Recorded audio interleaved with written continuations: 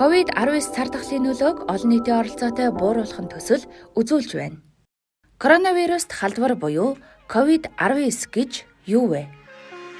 COVID-19 цар тахал нь амьтнаас хүнд халдварлан, хүнээс хүнд амьсгалын замаар дамжин халдварладаг халдварт өвчин юм. 2019 онд Монгол улсад анхны тохиолдол бүртгэгдэн тархаж эхэлсэн. Энэхүү халдварт өвчин нь ахуйн болон амьсгалын замаар халдварладаг.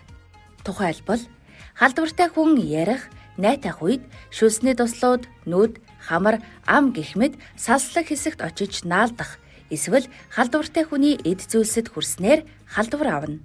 Иймд та өөрийгөө болон хайртай дотны хүмүүсээ хамгаалахын тулд дараах энгийн алхмуудыг дадал болгоорой. Үүнд 1. Амны хаалтыг тогтмол зөв зүүх. 2. Гараа бохирдох бүрт 20 секундын турш савандаж угаах. 3. Гараа угаах боломжгүй бол халдваржуулах цацлага, гээл зэргийг хэрэглэх. 4. Гэр орон ажлын байр гэх мэт бүх орчныхоо цэвэрлэгийг байнга хийж хэвших. 5. Агаар сэлгэлтийг тогтмол хийх. 6. Хүн хоорондын зай барих, олон хүн цугларсан газраар явахгүй байх. Таны ойр дотны хүн болон бусдын эрүүл мэнд танаас шалтгаална гэдгийг санаж халдвараас хамтдаа урьдчилан сэргийлцгээе. COVID-19 цар тахлын нөлөөг олон нийтийн оролцоотой бууруулах нь төсөл.